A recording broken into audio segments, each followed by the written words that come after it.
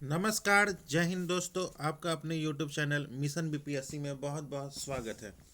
दोस्तों, जैसा कि आप लोगों को पता होगा, बिहार एसआई का पीटी एग्ज़ाम हो चुका है। अगर आप लोगों के 65 प्लस क्वेश्चन सही हो रहे हैं तो आप लोग मेंस में लग सकते हैं। इसी के तहत खान सर के द्वारा जो बिहार दरोगा मेंस का टेस्ट सीरीज लिया जा रहा है, उसी का आज के सेशन में टेस्ट नंबर 1 का डिस्कशन करने वाले हैं। अगर आपको इसका पीडीएफ चाहिए तो आप हमारे टेलीग्राम लिंक से जुड़ सकते हैं। टेलीग्राम का लिंक जो है वो इस वीडियो के डिस्क्रिप्शन में है, वहाँ से जाके आप टेलीग्राम ज्वाइन कर ले, आपको पीडीएफ प्रोवाइड करवा दिया जाएगा। दोस्तों, आपको इस चैनल पे ज्ञान बिंदु जीएस एकेडमी के द्वारा भी जो मेंस टेस्ट सीरीज चल रहा है उसका भी डिस्कशन करवाया जा रहा है, और खान सर का भी डिस्कशन करवाया जा रहा है दरोगा मेंस के लिए। तो चलिए आते हैं, स्टार्ट करते हैं क्वेश्चन नंबर 1 पे। अभिकथन और कारण बोल रहे हैं। पहला, अभिकथन में ऊर्जा का प्रभाव जो है एक दिशिक होता है, और कारण जो है वो स्वपोषी जीवों द्वारा ग्रहण की गई ऊर्जा पुनः सौर ऊर्जा में परिवर्तित नहीं होती है, और शाकाहारियों को स्थानांतरित की गई ऊर्जा पुनः स्वपोषी जीवों को उपलब्ध नहीं होती है। तो इसका राइट आंसर है ऑप्शन नंबर ए, जो है इसका राइट आंसर है। ए और आर दोनों सही है, और आर एक की सही व्याख्या करता है। अब चलते हैं क्वेश्चन नंबर सेकेंड पे।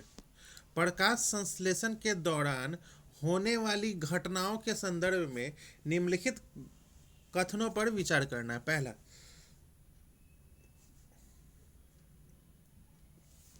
क्लोरोफिल द्वारा प्रकाश ऊर्जा को अवशोषित करना, प्रकाश ऊर्जा को रासायनिक ऊर्जा में रूपांतरित करना, जल के अणुओं का हाइड्रोजन और ऑक्सीजन में अपघटन, कार्बन डाइऑक्साइड का कार्बोहाइड्रेट में उपचयन। उपयुक्त में से कौन सा कथन जो है वो सही है? कौन सा कथन सही है? तो इसका राइट आंसर है ऑप्शन नंबर बी, केवल पहला, दूसरा और तीसरा कथन जो है वो सही है। अब चलते हैं क्वेश्चन नंबर थर्ड पे। पादपों में परिवहन के संबंध में कौन सा कथन जो है वो असत्य है? पादपों में परिवहन के संबंध में, तो इसका कौन सा कथन जो है वो असत्य है? तो जाइलम में जल की गति के मुख्य प्रेरक बल केवल मूल दाब है, वाष्प उत्सर्जन का इसमें कोई योगदान नहीं है। ऑप्शन नंबर डी जो है ये असत्य है। अब चलते हैं क्वेश्चन नंबर फोर्थ पे। सुमेलित करना है, सूची 1 का सूची 2 से मिलान करना है। लार्ड एमिलेज जो है वो मंड जटिल अणु को सरल सकड़ा में खंडित करता है। हाइड्रोक्लोरिक अम्ल जो है वो अम्लीय माध्यम तैयार करना जो पेप्सिन की क्रिया में सहायक हो। अब पित्त रस जो है वो वसा की बड़ी गोलिकाओं को छोटी गोलिकाओं में खंडित करना इमलीकरण है। और लाइपेज जो है वो इमलीकृत वसा का पाचन करना। तो ऑप्शन नंबर ए जो है इसका राइट आंसर है। अब चलते हैं क्वेश्चन नंबर 5 पे। एक कोशीय जीव अमीबा में पोषण के चरणों का सही क्रम जो है वो कौन सा है? एक कोशिकीय जीव अमीबा के पोषण में के चरणों का सही क्रम जो है वो क्या है? तो पहले जो होगा वो कूटपात द्वारा भोजन को घेरना है। फिर दूसरा जो है वो खाद्य रिक्तिका का निर्माण करना है। और फिर उसके बाद है जटिल पदार्थों का सरल पदार्थों में विघटन और कोशिका द्रव में विसरण। और उसके बाद अपचय पदार्थ का कोशिका सतह से बाहर निष्कासन। ऑप्शन नंबर ए जो है इसका राइट आंसर है। अब चलते हैं क्वेश्चन नंबर 6 पे। अलैंगिक जनन की विधियों के संदर्भ में निम्नलिखित कथनों पर विचार करना है। निम्नलिखित कथनों पर विचार करना है। तो इसमें से कौन सा कथन जो है वो सही है? तो ऑप्शन नंबर बी, पहला, दूसरा और तीसरा। कालाजार के रोगाणु लेशमानिया में द्विविखंडन एक निर्धारित तल से होता है। मलेरिया परजीवी प्लाज्मोडियम एक साथ अनेक संततिक कोशिकाओं में विभाजित होता है, जिसे बहुखंडन कहते हैं। स्पाइरोगाइरा विकसित होकर छोटे छोटे टुकड़ों में खंडित हो जाता है। यह प्रक्रम खंडन कहलाता है। तो ऑप्शन नंबर बी जो है इसका राइट आंसर है। अब चलते हैं क्वेश्चन नंबर 7 पे। मेंडल के मटर के पौधों पर किए गए प्रयोगों के संदर्भ में कौन सा कथन पर विचार करना है? F1 पीढ़ी में प्राप्त सभी पौधे लंबे, कोई भी पौधा बीच की ऊंचाई का नहीं था। F2 पीढ़ी में सभी पौधे लंबे, बोनाफॉन का लक्षण पूरी तरह समाप्त हो जाता है। और टी लंबाई एक प्रभावी लक्षण है, जबकि टी बोनापन एक अप्रभावी लक्षण है। उपयुक्त में से कौन सा कथन जो है वो सही है? इसमें से कौन सा कथन सही है? तो ऑप्शन नंबर बी, पहला और तीसरा कथन जो है वो सही है। अब चलते हैं क्वेश्चन नंबर 8। लक्षण कैसे व्यक्त होते हैं? इस प्रक्रिया के सही क्रम का चयन करना है। इस प्रक्रिया की सही क्रम का चयन करना है। तो पहले जीन, फिर प्रोटीन, फिर हार्मोन, फिर लक्षण। ऑप्शन नंबर बी जो है इसका राइट आंसर है। अब चलते हैं क्वेश्चन नंबर 9। रेडॉक्स अभिक्रिया के संबंध में कौन सा कथन जो है वो सही है? रेडॉक्स अभिक्रिया के संबंध में तो जैडोनो का अपचयन और सी का उपचयन हो रहा है। ऑप्शन नंबर सी जो है इसका राइट आंसर है। अब चलते हैं क्वेश्चन नंबर 10 पे। अभिकथन और कारण है। अभिकथन ग्लूकोज और अल्कोहल के विलयन विद्युत का चालन नहीं करते हैं। कारण जो है वो यद्यपि उनमें हाइड्रोजन होता है, लेकिन वह जल में आयनीकृत होकर हाइड्रोजन आयन उत्पन्न नहीं करते हैं। तो इसमें से कौन सा सही है? तो ऑप्शन नंबर ए और आर दोनों सही है, और आर एक ही सही व्याख्या करता है। अब चलते हैं क्वेश्चन नंबर 11। अयस्कों के सांद्रण की प्रक्रियाओं के संबंध में असत्य कथन का चयन करना है।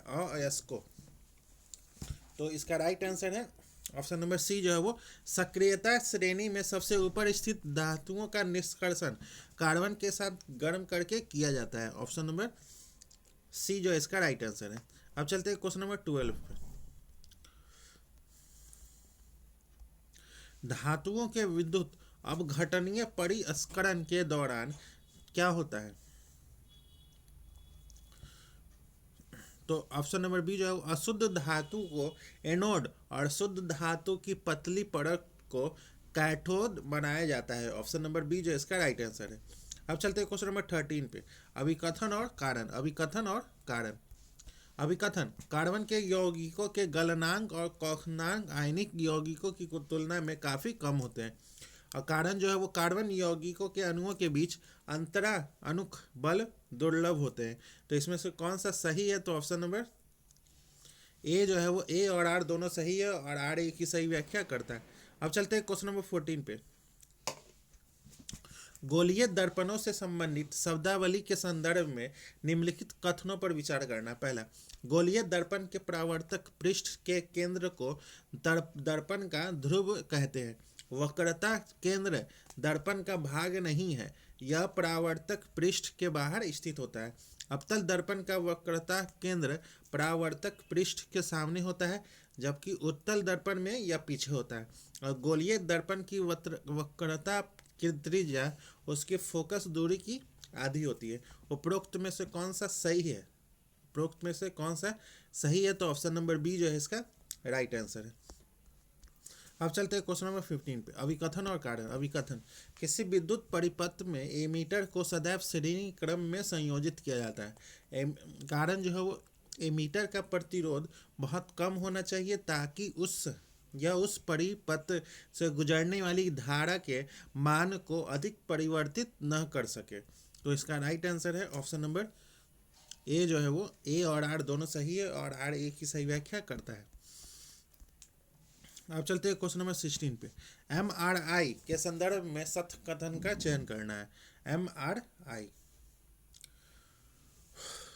हमारे शरीर के तंत्रिका आवेगों के गमन से एक अस्थायी चुंबकीय क्षेत्र उत्पन्न होता है। शरीर के भीतर चुंबकीय क्षेत्र का प्रतिबिंब प्राप्त करने का आधार शरीर में उपस्थित हाइड्रोजन के आयन होते हैं। हृदय और मस्तिष्क शरीर के दो मुख्य अंग हैं जहां चुंबकीय क्षेत्र का उत्पादन महत्वपूर्ण होता है। तो ऑप्शन नंबर डी जो है वो 1, 2, 3 तीनों सही है। अब चलते हैं क्वेश्चन नंबर 17। इंद्रधनुष के निर्माण में घटित होने वाले परिघटनाओं का सही क्रम जो है वो क्या है? इंद्रधनुष के संबंध में तो पहले जो है वो अपवर्तन, अपवर्तन, विक्षेपण, पूर्ण आंतरिक परावर्तन और अपवर्तन। ऑप्शन नंबर ए जो है इसका राइट आंसर है। अब चलते हैं क्वेश्चन नंबर 18 पे। नेत्र की सामंजस्य क्षमता के संदर्भ में निम्नलिखित कथनों पर विचार करना। पहला, पक्षवासी पेशियों के स्थिर होने पर अभिनेत्र लेंस पतला हो जाता है, फोकस दूरी बढ़ जाती है और दूर की वस्तुएं स्पष्ट दिखती है, और निकट की वस्तु देखने पर पक्षावी पेशियां सिकुड़ती है, लेंस की वक्रता बढ़ती है और फोकस दूरी घट जाती है। एक स्वस्थ युवा नेत्र की सामंजस्य क्षमता का परिसर 25 सेंटीमीटर से अनंत तक होता है। तो इसका राइट आंसर है ऑप्शन नंबर डी, जो है इसका राइट आंसर है। अब चलते हैं क्वेश्चन नंबर 19, अभिकथन और कारण। अभिकथन, मिश्र धातुओं का उपयोग विद्युत इस्त्री, टोस्टर आदि तापन युक्तियों में किया जाता है। कारण जो है वो मिश्र धातुओं की प्रतिरोधकता उनकी अवयवी शुद्ध धातुओं की अपेक्षा कम होती है और इनका उच्च ताप पर शीघ्र ही उपचयन दहन हो जाता है। तो इसका राइट आंसर है ऑप्शन नंबर सी, जो है इसका राइट आंसर है। अब चलते हैं क्वेश्चन नंबर 20, पारितंत्र के घटकों के संदर्भ में निम्नलिखित कथनों पर विचार करना। पहला, किसी क्षेत्र के सभी जीव, जैव और वातावरण के अजैव कारक संयुक्त रूप से पारितंत्र बनाते हैं। बगीचा और खेत प्राकृतिक पारितंत्र के उदाहरण हैं। अपमार्जक जटिल कार्बनिक पदार्थों को सरल अकार्बनिक पदार्थों में बदल देते हैं जो मिट्टी में चले जाते हैं। तो इसका राइट आंसर है ऑप्शन नंबर बी, जो है वो पहला और तीसरा जो है इसका सही है। अब चलते हैं क्वेश्चन नंबर 21, निम्नलिखित में से कौन सा सुमेलित नहीं है? कौन सा सुमेलित नहीं है? मैजिनॉट रेखा जो है वो फ्रांस और जर्मनी के बीच है। दुरंत रेखा जो है वो पाकिस्तान और अफगानिस्तान के बीच में है, न कि बांग्लादेश और भारत के बीच में। रेड क्लिप जो है वो भारत पाकिस्तान के बीच में। 38वीं समानांतर रेखा जो है वो उत्तर कोरिया दक्षिण कोरिया के बीच में। दुरंत रेखा जो है वो भारत और ये पाकिस्तान और अफगानिस्तान के बीच में है।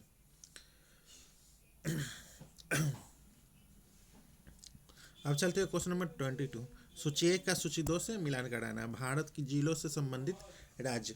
श्याम झील, श्याम झील जो है वो थाईलैंड में है, और फार्मोसा ताइवान में।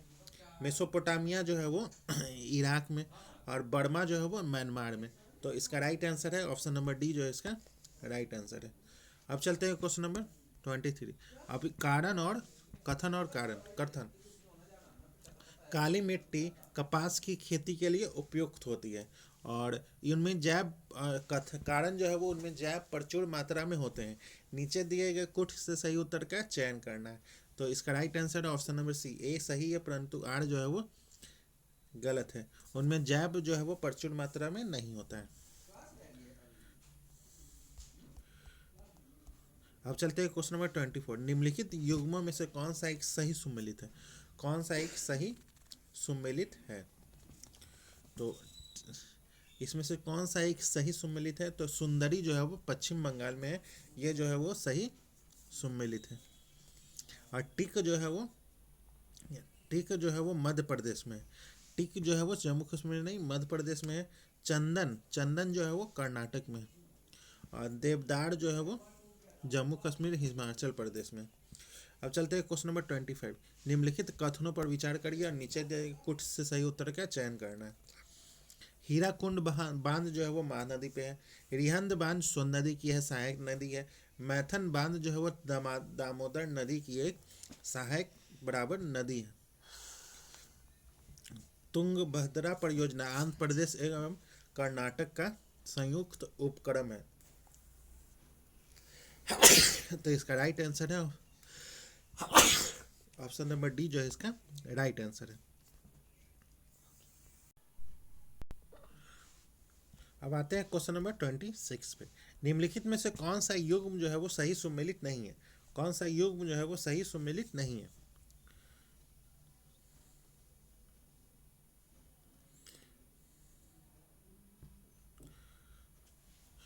काला कालागढ़ बांध जो है वो रामगंगा नदी पे है। उकाई जलाशय जो है वो ताप्ती नदी पे है। और मेजा बांध जो है वो कोठारी नदी पे है। कोलेरू झील जो है वो गोदावरी नदी पे स्थित नहीं है। यह जो है वो गोदावरी और कृष्णा नदी के डेल्टाओं के बीच स्थित है, न कि गोदावरी नदी पे। अब चलते हैं क्वेश्चन नंबर 27। निम्नलिखित कथनों पर विचार करना। पहला, दक्षिण भारत से उत्तरी भारत की ओर मानसून की अवधि घटती है। उत्तरी भारत के मैदानों में वार्षिक वृष्टि की मात्रा पूर्व से पश्चिम की ओर घटती है। उपरोक्त में से कौन सा कथन जो है वो सही है? तो ऑप्शन नंबर सी, पहला और दूसरा दोनों कथन सही है। अब चलते हैं क्वेश्चन नंबर 28। मानसून का निवर्तमान इंगित होता है। साफ आकाश से, बंगाल की खाड़ी में अधिक दाब परिस्थिति से, स्थल पर तापमान के बढ़ने से। तो इसका राइट आंसर है ऑप्शन नंबर डी, जो है पहला दूसरा तीसरा तीनों सही है। अब चलते हैं क्वेश्चन नंबर 29। नीचे दिए गए भारतीय नगरों में सामान्य वर्षा का सही अवरोही क्रम जो है वो कौन सा है? सामान्य वर्षा का सही अवरोही क्रम जो है वो कौन सा है? तो पहले जो है वो कोची, कोलकाता, पटना और दिल्ली। कोची, कोलकाता, पटना और दिल्ली। ऑप्शन नंबर ए जो है इसका राइट आंसर है। कोची में जो है वो 300 सेंटीमीटर होता है, कोलकाता में 160 सेंटीमीटर, पटना में 105 सेंटीमीटर, दिल्ली में 50 से 70 सेंटीमीटर होता है। कोची केरल में मानसून सबसे पहले और सर्वाधिक बरसता है। इसके बाद उत्तर भारत के मैदान में पूर्व से पश्चिम जाने पर वर्षा की मात्रा घटती है। अब चलते हैं क्वेश्चन नंबर 30 पे। देश में प्रथम कृषि विश्वविद्यालय की स्थापना जो है वो किस वर्ष की गई थी? तो ऑप्शन नंबर सी जो है वो 1960 में की गई थी। अब चलते हैं क्वेश्चन नंबर 31। नीचे दिए गए कथन और कारण। कथन, गोंडवाना सैल समूह भारत का लगभग 95% कोयला जो है वो प्रदान करता है। और कारण जो है वो अधिकांश लौह धात्विक और अलौह धात्विक खनिज धारवाड़ सैल समूह से संबंधित है। तो इसका राइट आंसर है ऑप्शन नंबर बी, जो है वो ए और आर दोनों सही है, किंतु आर जो है वो ए की सही व्याख्या नहीं करता है। अब चलते हैं क्वेश्चन नंबर 32। सूची 1 का सूची 2 से मिलान कराना है। कालाहांडी, कालाहांडी जो है वो बॉक्साइड। और जावड़, जावड़ जो है वो जस्ता और सीसा। और कोलाड़, कोलाड़ जो है वो सोना। और मोसवानी जो है वो तांबा। तो इसका राइट आंसर है ऑप्शन नंबर ए, जो है इसका राइट आंसर है। अब चलते हैं क्वेश्चन नंबर 33। निम्नलिखित में से किस हिंदू त्यौहार को थारू लोग शोक पर्व के रूप में मनाते हैं? किस हिंदू त्यौहार को मनाते हैं शोक पर्व के रूप में? तो इसका राइट आंसर है ऑप्शन नंबर डी, जो है वो दीपावली। अब चलते हैं क्वेश्चन नंबर 34। निम्नलिखित समूहों में कौन सा पूर्व से पश्चिम की ओर पर्वत शिखरों का सही क्रम है? कौन सा शिखरों का सही क्रम है? तो पहले कंचनजंगा है, फिर एवरेस्ट, फिर अन्नपूर्णा, फिर धौलागिरी। ऑप्शन नंबर बी जो इसका राइट आंसर है। अब चलते हैं क्वेश्चन नंबर 35 का। क्वेश्चन नंबर 35 का ऑप्शन नंबर बी जो इसका राइट आंसर है। अब चलते हैं क्वेश्चन नंबर 36 का। क्वेश्चन नंबर 36 का ऑप्शन नंबर बी जो इसका राइट आंसर है। क्वेश्चन नंबर 37, क्वेश्चन नंबर 37 का ऑप्शन नंबर ए जो इसका राइट आंसर है। क्वेश्चन नंबर 38 का ऑप्शन नंबर बी जो इसका राइट आंसर है। क्वेश्चन नंबर 39 का ऑप्शन नंबर बी जो इसका राइट आंसर है। क्वेश्चन नंबर 40 का ऑप्शन नंबर सी जो इसका राइट आंसर है। क्वेश्चन नंबर 40 का ऑप्शन नंबर सी जो इसका राइट आंसर है। क्वेश्चन नंबर 41 का ऑप्शन नंबर सी जो इसका राइट आंसर है। क्वेश्चन नंबर 42, क्वेश्चन नंबर 42 का ऑप्शन नंबर सी जो इसका राइट आंसर है। क्वेश्चन नंबर 43 का ऑप्शन नंबर डी जो इसका राइट आंसर है। क्वेश्चन नंबर 44 का ऑप्शन नंबर ए जो इसका राइट आंसर है। क्वेश्चन नंबर 45 का ऑप्शन नंबर ए जो इसका राइट आंसर है। क्वेश्चन नंबर 46, संवैधानिक लोकतंत्र देश में क्या अपेक्षित नहीं है? क्या अपेक्षित नहीं है? तो लोकतांत्रिक देश दूसरे देशों से ज़्यादा समृद्ध होते हैं, ये जो है वो अपेक्षित नहीं है। ऑप्शन नंबर डी जो है इसका राइट आंसर है। अब चलते हैं क्वेश्चन नंबर 47। मौलिक अधिकार का उल्लंघन जो है वो क्या कहलाता है? मौलिक अधिकार का उल्लंघन जो है वो क्या कहलाता है? तो न्यूनतम मजदूरी न देना, न्यूनतम मजदूरी न देना। ऑप्शन नंबर डी जो है इसका, बी जो है इसका राइट आंसर है। अब चलते हैं क्वेश्चन नंबर 48। निम्नलिखित में से कौन सा कथन राज्य के नीति निर्देशक सिद्धांत के विषय में नहीं है, कौन सा तत्व नहीं है? तो यदि कोई राज्य के नीति निर्देशक सिद्धांत को लागू नहीं करता है तो इसको उसके विरुद्ध न्यायालय में मामला दायर किया जा सकता है। ऑप्शन नंबर ए जो इसका राइट आंसर है। अब चलते हैं क्वेश्चन नंबर 49। निम्नलिखित कथनों पर विचार करें और सत्य कथन का चयन करना है, सत्य कथन का चयन करना है। तो इसका राइट आंसर है ऑप्शन नंबर सी जो इसका राइट आंसर है। 1, 2, 1, 3 और 4। मंत्रिपरिषद में सबसे महत्वपूर्ण स्थान प्रधानमंत्री का होता है। भारत में संसदीय व्यवस्था कायम है। चौथा जो है वो प्रधानमंत्री की नियुक्ति राष्ट्रपति के द्वारा की जाती है। तो ऑप्शन नंबर सी जो है इसका राइट आंसर। लोकसभा के सदस्य एकल संक्रमणीय मत प्रणाली द्वारा चुने जाते हैं। ये जो कथन है वो असत्य है। भारत में लोकसभा और विधानसभा चुनाव के लिए first past the post system अपनाया गया है, जिसका अर्थ है जो सबसे आगे वही जीतेंगे। एकल संक्रमणीय मत प्रणाली का प्रयोग राष्ट्रपति, उपराष्ट्रपति और राज्यसभा चुनावों के लिए होता है। अब चलते हैं क्वेश्चन नंबर 50। प्रधानमंत्री, केंद्रीय कैबिनेट मंत्रीगण, मुख्यमंत्रीगण और मंत्रिपरिषद सभी सदस्य हैं। किसके सदस्य हैं? तो राष्ट्रीय विकास परिषद के सदस्य हैं। ऑप्शन नंबर बी जो इसका राइट आंसर है। अब चलते हैं क्वेश्चन नंबर 51। सत्य कथन चुनना है, इसमें से कौन सा सही है? तो इसमें से कौन सा सही है? तो राज्यसभा को भंग नहीं किया जा सकता है। ऑप्शन नंबर सी जो है वो सही है। लोकसभा में राष्ट्रपति 4 सदस्य को मनोनीत करते हैं, ये जो है वो गलत है। पहले लोकसभा में राष्ट्रपति जो है वो एंग्लो इंडियन समुदाय के 2 सदस्यों को मनोनीत कर सकते हैं, न कि 4। और दूसरा, प्रत्याशी को उसी राज्य का होना चाहिए जहां से वह राज्यसभा का चुनाव लड़ रहा है, ऐसा नहीं है। और चौथा जो है वो राज्यसभा में 11 सदस्यों को राष्ट्रपति मनोनीत करते हैं। ये 11 सदस्यों को नहीं, ये 12 सदस्यों को करते हैं अनुच्छेद 80 के तहत। अब चलते हैं क्वेश्चन नंबर 52। राज्यसभा के किस अनुच्छेद के तहत विशिष्ट शक्तियां जो है वो प्राप्त हुई हैं? तो अनुच्छेद ऑप्शन नंबर डी जो है वो अनुच्छेद 249 के तहत। अब चलते हैं क्वेश्चन नंबर 53। निम्नलिखित में से कौन सी संसदीय समिति कार्यपालिका के लिए नियम विनियम बनाने के लिए प्रत्यायोजित शक्ति से संबंधित है? कौन सा शक्ति से संबंधित है? तो इसका राइट आंसर है ऑप्शन नंबर बी जो है वो अधीनस्थ विधान पर समिति। अब चलते हैं क्वेश्चन नंबर 54। उपरोक्त में से कौन सा कथन सही है? पहला, राज्यसभा विधानसभा विधि द्वारा उस राज्य में प्रयुक्त होने वाले किसी एक या अधिक भाषाओं को अथवा हिंदी को उस राज्य की राजभाषा बना सकती है। राजभाषा अधिनियम में यह प्रावधान है कि संघ और गैर हिंदी राज्यों के बीच संचार के लिए अंग्रेजी का प्रयोग किया जाना चाहिए। तो इसका राइट आंसर है ऑप्शन नंबर सी जो है वो पहला और दूसरा दोनों सही है। अब चलते हैं क्वेश्चन नंबर 55। देश में राष्ट्रीय आपातकाल लागू करने के लिए सशस्त्र विद्रोह शब्द किस संविधान संशोधन अधिनियम के द्वारा जोड़ा गया है? तो ऑप्शन नंबर बी जो है वो 44वां संविधान संशोधन अधिनियम के द्वारा जोड़ा गया है। अब चलते हैं क्वेश्चन नंबर 56। हाल ही में संपन्न बिहार विधानसभा चुनाव 2025 के संदर्भ में असत्य कथन का चयन करना है, इसमें से कौन सा असत्य है? तो ऑप्शन नंबर डी जो है वो पटना में सर्वाधिक मतदान हुआ है, ये कथन जो है वो असत्य है, क्योंकि सर्वाधिक मतदान जो है वो बेगूसराय में हुआ है, न कि पटना में हुआ है।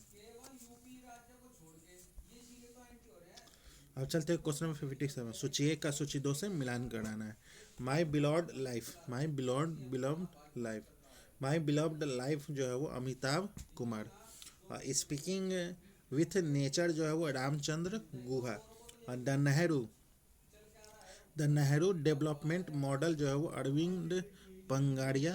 और बियॉन्ड द हिक्स बोसान जो है वो मनिक कोटवाल। तो इसका राइट आंसर है ऑप्शन नंबर डी जो इसका राइट आंसर है। अब चलते हैं क्वेश्चन नंबर 58। राजगीर में आयोजित महिला एशियाई हॉकी चैंपियनशिप 2024 में भारतीय टीम की कप्तान जो थी वो कौन थी? तो Salima Tete, option number C जो इसका राइट आंसर है।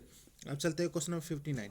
एआई तैयारी सूचकांक किसके द्वारा जारी किया जाता है? एआई तैयारी सूचकांक जो है वो अंतर्राष्ट्रीय मुद्रा कोष के द्वारा जारी किया जाता है। ऑप्शन नंबर बी जो इसका राइट आंसर है। अब चलते हैं क्वेश्चन नंबर 60 पे। केंद्र सरकार द्वारा अक्टूबर 2024 में निम्नलिखित किन भाषाओं को शास्त्रीय भाषा का दर्जा प्राप्त किया गया है? किस भाषा को दिया गया है? तो पाली, पाली प्राकृत और बंगाली असमिया, उड़िया को नहीं दिया गया है। मराठी, पाली, प्राकृत, असमिया और बंगाली को दिया गया है। उड़िया को वर्ष 2014 में ही मिल गया है, उड़िया को 2014 में, और 2024 में ये सबको मिला है। अब चलते हैं क्वेश्चन नंबर 61। सूची 1 का सूची 2 से मिलान कराना है। सोनभद्र जो है वो नवादा में, तेलहर कुंड जो है वो कैमूर में, और तुतला प्रपात जो है वो सासाराम में, और हाथीदह जो है वो मुंगेर में। तो इसका राइट आंसर है ऑप्शन नंबर सी जो इसका राइट आंसर है। अब चलते हैं क्वेश्चन नंबर 62। असत्य कथन की पहचान करना, इसमें कौन सा असत्य है? तो बिहार के कुल 8 जिले नेपाल के साथ सीमा बनाते हैं, ये जो कथन जो है वो असत्य है, क्योंकि बिहार के वास्तव में 7 जिले ही नेपाल के साथ सीमा बनाते हैं, न कि 8। वो 7 जिले जो हैं वो पश्चिम चंपारण, पूर्वी चंपारण, सीतामढ़ी, मधुबनी, सुपौल, अररिया और किशनगंज। अब चलते हैं क्वेश्चन नंबर 63। गलत युग्म की पहचान करना, इसमें से कौन सा गलत है? तो बिहार का प्रथम अंग्रेजी अखबार जो है वो द बिहार न्यूज है। रश्मि रथ के रचनाकार जो है वो रामधारी सिंह दिनकर है, ना कि Phanishwar Nath Renu. Option number B जो है वो गलत युग्म है। अब चलते हैं क्वेश्चन नंबर 64। मुंगेर के तारापुर गोलीकांड में शहीद हुए स्वतंत्रता सेनानियों की याद में प्रत्येक वर्ष किस तिथि को शहीद दिवस मनाया जाता है? तो ऑप्शन नंबर बी जो है वो 15 फरवरी को, 15 फरवरी को शहीद दिवस मनाया जाता है। अब चलते हैं क्वेश्चन नंबर 65। निम्नलिखित में से किन्हें भोजपुरी का जन कवि के रूप में जाने जाते हैं? भोजपुरी के जन कवि के रूप में, तो ऑप्शन नंबर बी जो है वो भिखारी ठाकुर। अब चलते हैं question number 66। Waiting for A visa किनकी आत्मकथा है? वेटिंग फॉर ए वीजा, तो ऑप्शन नंबर सी जो है वी आर अम्बेडकर। अब चलते हैं क्वेश्चन नंबर 67। यामिनी कृष्णा मूर्ति का संबंध किस शास्त्रीय नृत्य से है? तो ऑप्शन नंबर सी जो है वो भरतनाट्यम से है। अब चलते हैं क्वेश्चन नंबर 68। भारत में निर्मित प्रथम कंप्यूटर का नाम जो है वो क्या रखा गया है? प्रथम कंप्यूटर का नाम जो है वो सिद्धार्थ है। ऑप्शन नंबर डी जो है वो सिद्धार्थ। अब चलते हैं क्वेश्चन नंबर 69।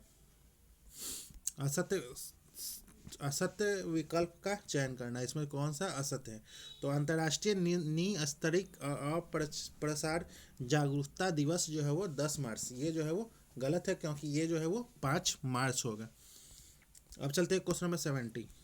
परमवीर चक्र से सम्मानित होने वाले एकमात्र भारतीय सेना अधिकारी जो है वो कौन है? वायुसेना अधिकारी जो है वो कौन है? तो फ्लाइंग ऑफिसर निर्मल जीत सिंह शेख हो। ऑप्शन नंबर बी जो इसका राइट आंसर है। अब चलते हैं क्वेश्चन नंबर 71। संयुक्त राष्ट्र संघ की स्थापना 1945 के समय संस्थापक सदस्य के रूप में भारत की ओर से संयुक्त राष्ट्र चार्टर पर किन्होंने हस्ताक्षर किए थे? तो ऑप्शन नंबर डी जो रामासामी मुदालियर। अब चलते हैं क्वेश्चन नंबर 72 का। क्वेश्चन नंबर 72 का ऑप्शन नंबर ए जो इसका राइट आंसर है। अब चलते हैं क्वेश्चन नंबर 73 का। क्वेश्चन नंबर 73 का ऑप्शन नंबर सी जो इसका राइट आंसर है। Question number 74।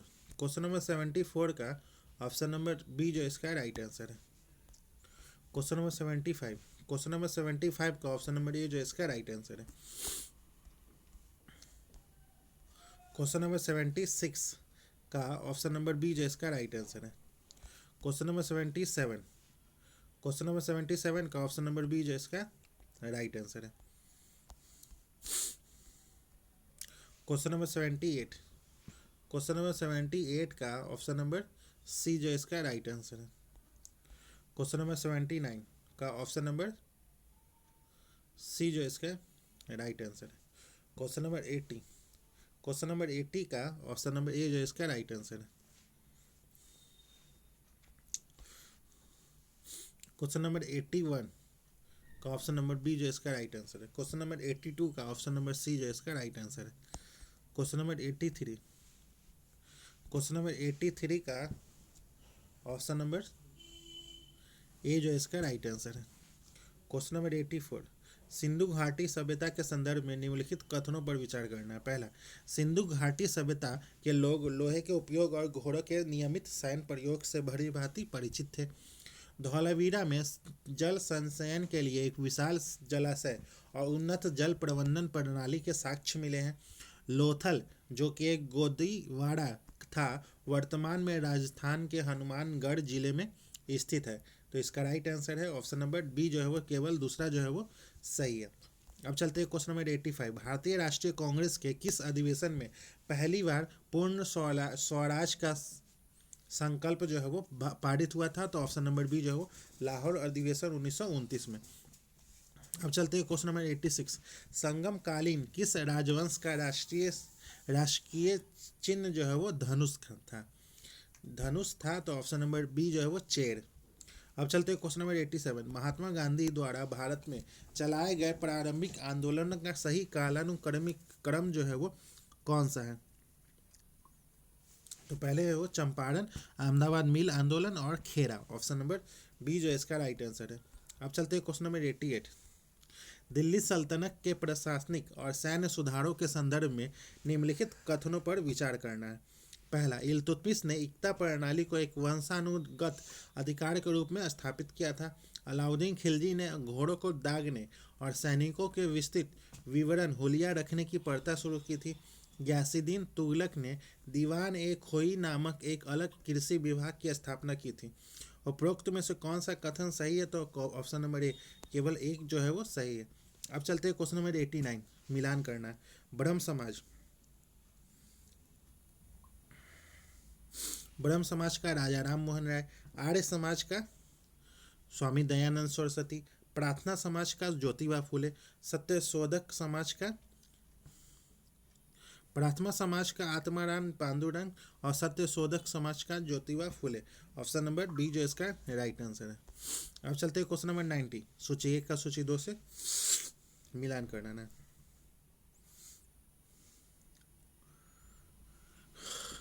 गौरवपूर्ण क्रांति जो है वो 1688, अमेरिका स्वतंत्रता संग्राम जो है वो 1776, फ्रांसीसी क्रांति जो है वो 1789 और रूसी क्रांति जो है 1917।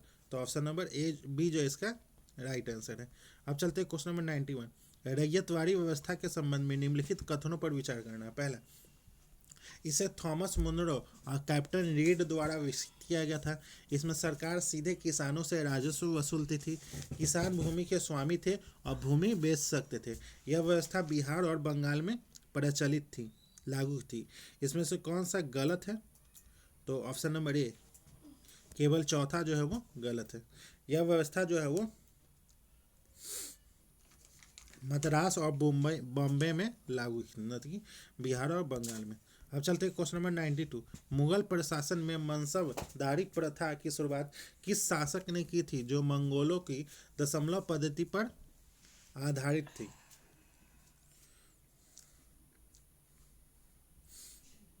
तो ऑप्शन नंबर सी जो है वो अकबर। अब चलते हैं क्वेश्चन नंबर 93, सूची 1 का सूची 2 से मिलान कराना है। Woods dispatch 1854, Hunter commission 1882, Sadler commission 1917 और वर्धा योजना 1937। ऑप्शन नंबर ए जो है इसका राइट आंसर है। अब चलते हैं क्वेश्चन नंबर 94, सूची 1 का सूची 2 से मिलान कराना है।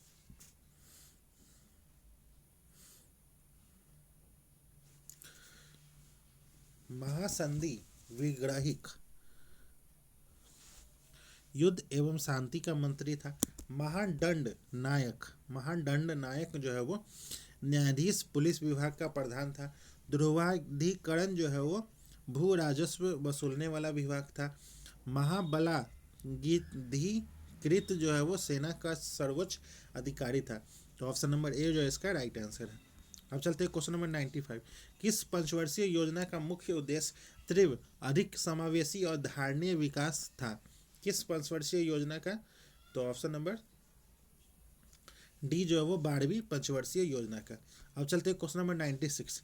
विकास का अर्थ जो सभी लोगों के लिए एक समान नहीं होता है, इस कथन का सही कारण जो है वो क्या है? तो ऑप्शन नंबर बी जो है वो लोगों की आवश्यकता और लक्ष्य अलग अलग होते हैं। अब चलते हैं क्वेश्चन नंबर 97। निम्नलिखित में से कौन द्वितीयक समकों के स्रोत है? कौन सा है? तो ऑप्शन नंबर डी जो है वो सभी, सरकारी रिपोर्ट, समाचार पत्र, पुस्तकें और वेबसाइट। अब चलते हैं क्वेश्चन नंबर 98। एक पूर्ण प्रतिस्पर्धी बाजार की निम्नलिखित विशेषताओं पर विचार करें। पहला, बाजार में बड़ी संख्या में खरीदार और विक्रेता शामिल हैं, सभी फर्म समरूप वस्तुएं बनाती है। तीसरा जो है वो प्रत्येक खरीदार विक्रेता जो है वो अलग अलग मूल्य लेने वाले होते हैं। असत्य कथन का चयन करना, इसमें कौन सा असत्य है? तो ऑप्शन नंबर सी, केवल तीसरा जो है वो असत्य है। अब चलते हैं क्वेश्चन नंबर 98। कथन और कारण। संगठित क्षेत्र में काम करने वाले श्रमिकों को निश्चित वेतन, नौकरी की सुरक्षा मिलती है। कारण जो है वो असंगठित क्षेत्र में काम करने वाले श्रमिकों को ये सुविधाएं जो है वो नहीं मिलती है। तो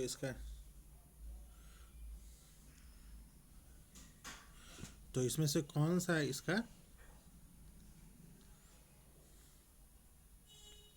इसका ऑप्शन नंबर ए जो है वो ए और बी दोनों सही है। अब चलते हैं क्वेश्चन नंबर 100। कथन और कारण। आधुनिक क्षेत्र में उत्पादन की तकनीक पारंपरिक क्षेत्र से अधिक उन्नत है। पारंपरिक क्षेत्र में उत्पादकता अधिक होती है। तो इसमें से कौन सा सही है? तो ऑप्शन नंबर बी, ए सही है, परंतु आर जो है वो बी जो है वो गलत है, मतलब कथन जो है वो दूसरा गलत है। तो दोस्तों आज का सेशन ये समाप्त होता है, जिसमें हम लोगों ने केजीएस के द्वारा जो मेंस का टेस्ट सीरीज चल रहा है उसी का आज के सेशन में डिस्कशन किए। अगर आपको इसका पीडीएफ चाहिए तो आप हमारे टेलीग्राम लिंक से जुड़ सकते हैं। टेलीग्राम का लिंक जो है वो इस वीडियो के डिस्क्रिप्शन में है, वहाँ से जाके आप टेलीग्राम ज्वाइन कर ले, आपको पीडीएफ प्रोवाइड करवा दिया जाएगा। तो दोस्तों ज्ञान बिंदु जीएस एकेडमी के द्वारा भी जो मेंस का टेस्ट सीरीज चल रहा है और खान सर के द्वारा भी जो मेंस का टेस्ट सीरीज चल रहा है, सभी का डिस्कशन इस चैनल पर करवाया जा रहा है। साथ ही साथ पीडीएफ भी आप लोगों को प्रोवाइड करवाया गया है। तो मिलते हैं किसी और नेक्स्ट टेस्ट सीरीज के साथ, तब तक के लिए धन्यवाद।